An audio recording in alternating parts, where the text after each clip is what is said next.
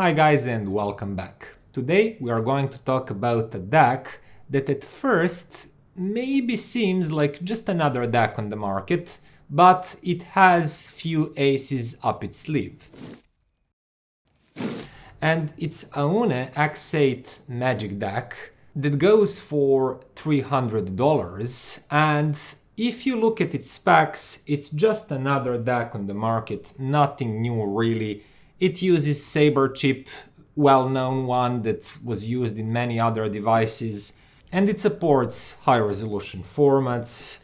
It's good spec'd. On the back you can find three different digital inputs, USB, optical and coaxial SPDIF, and three different analog outputs. One of them is line output in form of RCAs, single-ended line output. Line output means it's a fixed signal. The other two analog outs are a pair of RCA pre-outs, meaning that they are controlled by this volume knob, so you can attenuate the signal, and balanced output that is also pre-out. And the funny thing is that I'm wondering why on a line output section there is only single-ended option, while on the pre-out there is both single-ended and balanced. It was probably a space constraint, and because of that same reason we have TRS balanced outputs and not XLRs, which are bigger, chunkier. Aside from that, this unit is really nicely built. It is made of aluminum, and many DACs on the market nowadays are, basically most of them, but this one has a really nice sturdy feel to it and this soft finish with volume knob that has really smooth movement and feels great. So it definitely gets few points for just finish, build and feel when you're actually using it. But what about the sound, I hear you ask? Is it the next great thing or just another decent DAC in a long line of decent DACs nowadays? Well, it actually depends. And it depends quite a bit on the operational amplifier you choose to use. Yes, with this DAC you actually have the option of changing the op-amp in the output stage. That's the stage after the DAC chip itself, after the DA conversion took place already. So this is the output stage where the signal is amplified or at least buffered by this analog circuitry. And in most DACs that is fixed. It's closed in and you don't have any choice about it, and marketing department of most brands will just advertise good DAC chips and good file support and write a lot of things on the box. But Aune here decided that it will give you a small opening. You see, this is the bottom of the unit. And there is a small lid that is held in place with just two screws. And with this DAC you get a small Allen key, so you can unscrew these, open the lid, and actually gain the access to that operational amp that is in the output stage. And just by changing this one, you can actually influence the sound coming out of this DAC by quite a lot. And to test this, I actually had with me several different op-amps, including one LTE, few Burr-Browns, Muses, and also Sparkos, which is the only one that is actually a discrete op-amp. A little bit bigger, a little bit more expensive than the others. So I was wondering, does this make a big enough difference in terms of sonic qualities to actually make you go through this hassle, buy a DAC, then order separate amp, then change it yourself? But to actually be honest here, it's not a big hassle at all, and I'll quickly show you how simple it is and how quick it is to change from one amp to another. So I'll quickly show you how easy and quick process of changing op-amp is. When you get this DAC, this small lid is actually screwed in by these two screws. You just use Allen key to unscrew it. I'm not going to bother with it currently. Remove the lid, and then a small op-amp, this black one, will be exposed. Then you have this tool that you receive with this DAC. Just use it to safely grab the op-amp from both sides, like this. Pull it out. Very simple. Then choose the op-amp that you want to use, but pay attention to this small cutout here on this side. And basically there is where the dot on the op-amp should go. So cutout is on this side and the small dot should be on that side too. Well, in case of Sparkos here, we don't have a dot, but we have this small number 1 on that same side. Or even simpler, if you just flip it over, you'll see the same shape and same size cutout on the side here that you see here. It's only natural, it's the way it goes. So once you've determined that, just aim carefully. With Sparkos, it's actually a little bit easier because it has these solid gold pins, and push down. That's it. You see. As I said, it has these solid gold pins, which are actually more sturdy. With these other cheaper op-amps, you have these thin legs that are much more easily to bend. So be careful to actually aim really nicely and don't push too hard, because you can bend or even break some of these legs. With Sparkos here, also be careful and precise and don't push hard before you are sure that you put it nicely, but these legs are a little bit sturdier. And as you can see, I've already done it a few times while just filming this, so it's not a big deal. Okay, now that's done, let's talk sound. And I'll be putting the exact names of each op-amp as I speak about them, because I cannot remember all these models and numbers. Some of them even have 4 digits. I mean, come on, 4 digits? I'm not that young, people. So out of the box, the one called JRC, I believe, was installed in the DAC. And I've listened it as it is for several days. And what I found out about the Aune XVIII Magic 18th DAC is that it sounded good. As good as I would expect a $300 DAC to sound. It had plenty of details, quite smoothish sound signature. Nothing really sounded edgy or annoying, but it did nothing to really catch my attention. First of all, the sound is not particularly full-bodied. It's not juicy that much, and it doesn't have a good 3D sound staging. Something that I really like, that Aune XVIII initially didn't have.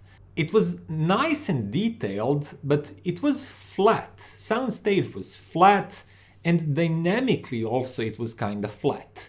It was basically a sound that you can find on a decent topping DAC of similar price. If you remember me reviewing, let's say, Topping DX5, which I really liked as a headphone amp, but I said that line output is detailed, it's revealing, but it's kinda flat and not as engaging as some of my favorite DACs at that price point. The exact same could be said about Aune XVIII with that op-amp. So I've started by trying one of 2 Burr-Brown amps. I'll put that on the screen. And wow, immediately, as soon as I switched those op-amps, I put the DAC back in the system, I realized, wow, this definitely sounds fuller. And there's just more tone, more timbre, more body to the sound. But it did not come at the expense of detailing. High frequencies, just texture over tones, it was still pretty great. It's just that the lower body, bass, mid-range, they gain authority, they gain juice. Notes became fuller, more palpable, and I could feel more of a space around each note and around each instrument, and there is better sense of three-dimensionality of sound overall. And the difference was easily noticeable. Now, it's not something like changing digital filters from fast roll-off to slow roll-off or apodizing or something like that. No, it's a big noticeable change that's in line with completely changing a DAC. And at that moment, I was thinking, wow, I really have to check this by using SMSL M500 MK2 as a control unit, because it's fuller bodied, more 3D, juicier sounding, while Aune XVIII with the first op-amp sounded flat and lifeless, basically, just not engaging. But with that Burr-Brown chip, XVIII was basically on the level with M500 MK2. And I dare to say that I even slightly preferred it. Now it had almost as full-bodied mid-range and mid-bass as M500 MK2, but cleaner, crisper edges and more extended highs. Just a little bit more clarity. It's not a big difference, but by a smidge I did prefer Aune with that Burr-Brown op-amp. And M500 MK2 still sounds great, but maybe slightly more rolled off up top and bloomier in the mid-bass and mid-range, with just a touch less detail retrieval. And then I moved to the next Burr-Brown chip, and wow, that one actually almost equalized the sound of Aune and M500 MK2. Because with that second Burr-Brown, highs on XVIII became just slightly more tamer and sweeter, whereas mid-range and mid-bass became bloomier. Again, a touch less detailed, but bloomier, which gave the impression of even fattier tones and singers and bodies. And I like that sound, because you know that I raved about M500 MK2, so it only stands to reason that I like that same tonality with Aune here too. Next, I moved to LT something op-amp. And the sound signature was once again very similar as with that default op-amp called JRC. It's just tilted towards higher frequencies, lots of edges and crisp, clean highs, but not much of a body, not much of grunt and dynamics, and again sound returned to sounding flat and kinda lifeless and kinda analytical. If you want that type of sound, you don't have to do op-amp rolling. You can buy like almost any of 90% DACs on the market and boom, you'll get it. Detailed but analytical, flat and kinda lifeless. So I moved to Muse M1 op-amp. I heard good stuff about Muse, but in this situation, with this particular DAC, it simply worked very similar to LTE1 and to JRC1. But I didn't spend too much time with it, to be perfectly honest, because in my mind it lacked dynamics, it lacked liveliness and full bodiness of Burr-Browns, and I knew immediately that I just couldn't recommend it, at least with this DAC. I'm not saying that any of these op-amps would not work much better with some different DAC, with some different topology, but in this one it just didn't suit me.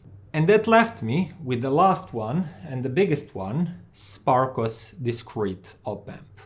Now I have to make a small disclaimer here. When you actually put Sparkos opamp in this DAC, you cannot close the lid.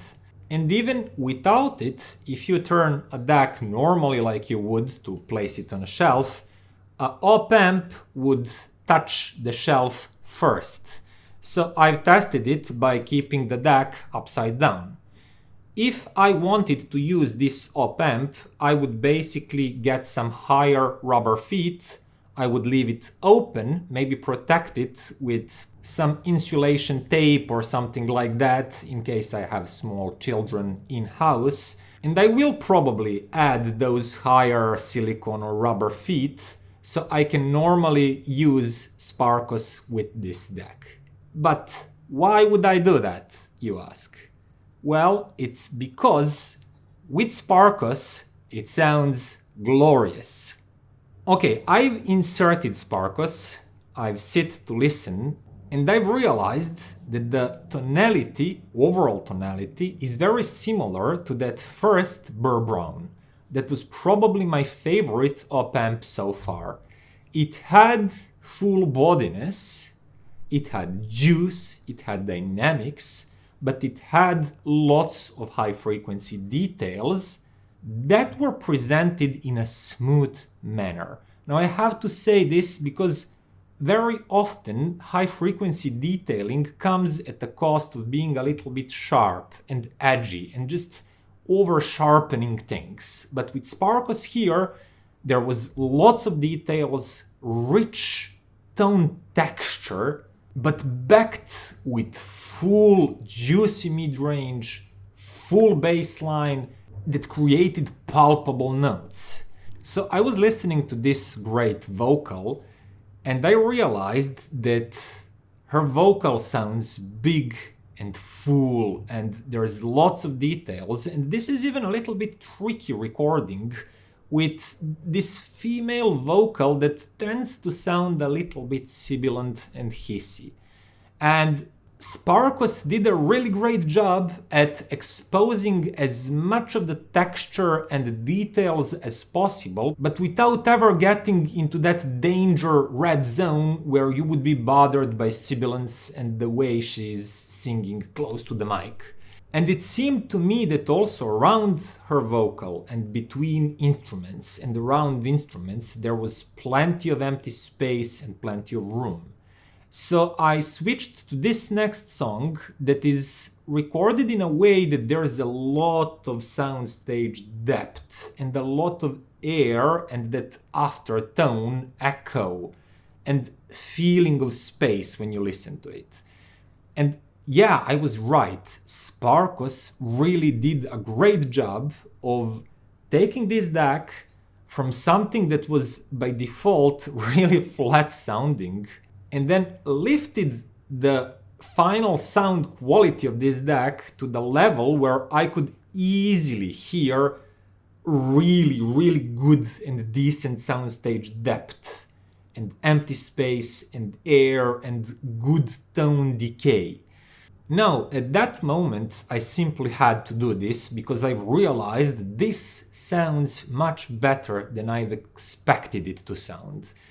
This one little component just lifted the overall sound fidelity much higher than I really anticipated. So I quickly took SMSL M500 again, MKII, just to realize that Aune XVIII with Sparkos is simply sounding better. More space, more air. Again, M500 MKII is still more full-bodied in terms of that mid-bass. It has more bloom there and it feels juicier, and because it's rolled off ever so slightly darker up top in the highs, all of that generates that really full-bodied presentation. And if you really like that, you might still prefer it, but speaking objectively, I found out that Aune and Sparkos revealed more space, more texture in tones, just a richer sounding mid-range. And at that moment, I took Topping D90 LE and compared it to Aune XVIII with Sparkos. This is a tough one, guys. D90 LE sounds punchier. It's more energetic. And depending on your taste and the rest of your system, you might easily prefer that. But X8 here with Sparkos definitely sounded smoother, calmer, and at times revealed more details and more texture. For example, if I would to listen something such as this, it's a natural sounding song with natural acoustic instruments, lots of string vibrations, and just those naturally rich tones. If I listened to something like that, I actually realized that Aune with Sparkos is slightly more revealing. It can actually resolve some finer details in mid-range and high frequencies.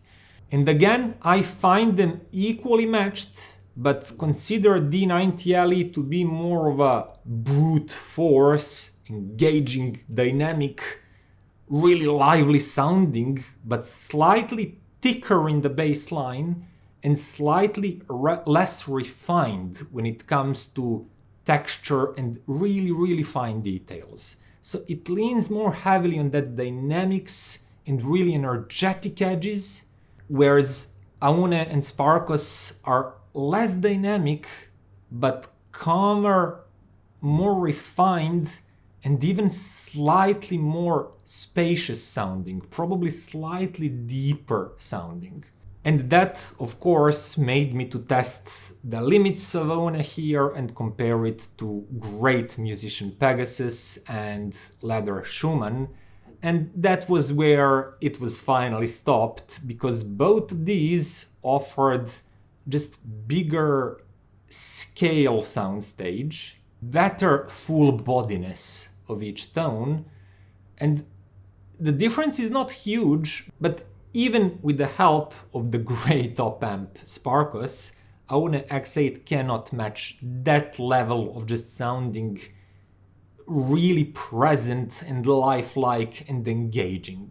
In terms of sheer detailing, it was there, but it did not match them in scale, in the sense of being palpable and being there, being here in your room.